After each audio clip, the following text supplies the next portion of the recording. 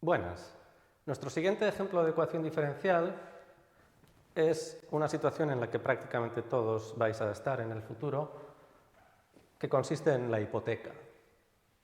Aquí estáis vosotros completamente felices porque acabáis de comprar una casa. En realidad no la acabáis de comprar, sino que habéis pedido un préstamo al banco y el banco os lo ha concedido milagrosamente y os ha hecho pensar que tenéis una casa. Bueno, no la tendréis hasta dentro de 30 o 40 años, si Dios quiere.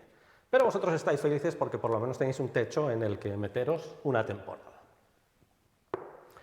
Una casa de campo estupenda, con su chimenea y sus ventanas y su puerta. Tenéis una deuda inicial, 300.000 euros, pongamos. A un interés anual. Con las hipotecas pasa algo, que es que los intereses se pueden renegociar según va cambiando la situación económica del país, del mundo, local, pero vamos a pensar primero en un interés anual, que es como hay que calcularlas, en el que tienes ahora. Y vais a pagar una cuota mensual que vamos a llamar QM, de mensual.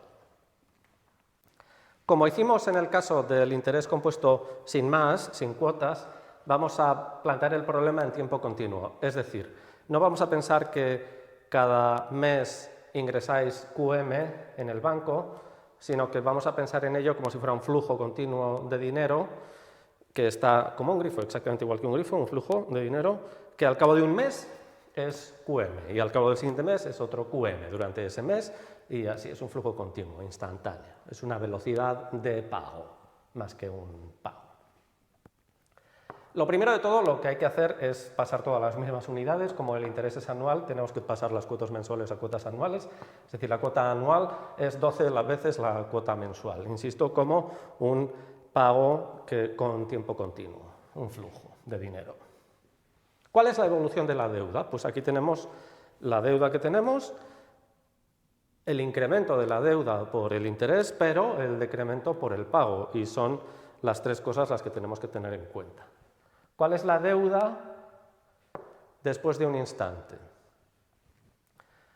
La deuda que teníamos, por supuesto. Perdonad, porque esto lo he borrado sin querer.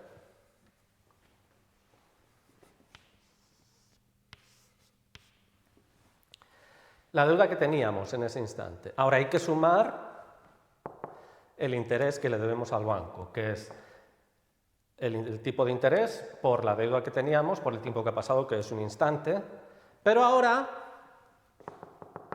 como estamos haciendo un pago anual, QA, tenemos que descontarlo. Claro, para eso lo hacemos. Menos el pago anual, como es una velocidad, un flujo de pago, por el tiempo que ha pasado, Q sub A por DDT. Esto es, por eso hablaba de velocidad de pago, porque es una velocidad, la multiplicamos por el tiempo que ha pasado y nos quedan euros, dinero. Esta es la evolución de la deuda. DDT más DDT, pasamos DDT para allá, y aquí nos queda, fijaos que esto tiene factor común. Aquí podemos poner lo que sea por DDT.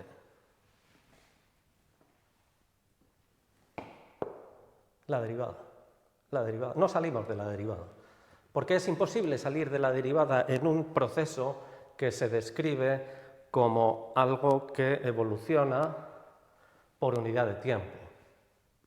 Te están hablando de la derivada. La derivada de la deuda ahora es una expresión un poquito más complicada, fijaos, depende del interés y de la deuda anterior, pero hay que restarle las cuotas anuales. ¿Cómo resolvemos esto? No es directamente exponencial, o no lo parece, pero sí que tiene una apariencia de que algo exponencial tiene que haber por aquí. Esto nos molesta, pero bueno, no, es una constante, no molesta mucho. ¿Qué hacemos? Pues esto que tenemos aquí lo vamos a convertir en una variable, a ver qué pasa. Pues fijaos, hacemos que llamamos UDT, vamos a dejar la razón y lo que hacemos aquí es sacamos factor común, y para poder sacar factor común tengo que dividir esto por el tipo de interés. Ahora llamamos a lo que está entre paréntesis U, y la ecuación que tenemos es exponencial, claro. Exponencial. pero es muy raro porque es una deuda, pero si puedo pagar una deuda, entonces ¿cómo puede ser exponencial? Ah, ya, pero es que hemos cambiado de variables, muy importante, hemos cambiado de variables, entonces no hay que pensar directamente en el problema que tenemos, sino en lo que significa la u. Cuidado, cuidado. Vamos a ver lo que pasa con esto. Esto ya sabemos resolverlo y nos da una gráfica del siguiente tipo.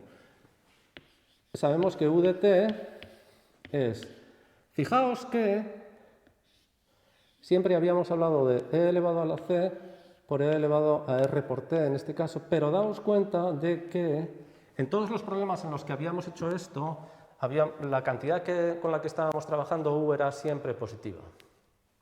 Pero aquí, esto nadie nos dice que esto sea positivo o negativo, esto de por sí no sabemos qué signo tiene. Entonces, más que poner e a la c, que vale si la c es compleja, aquí vamos a poner una constante k.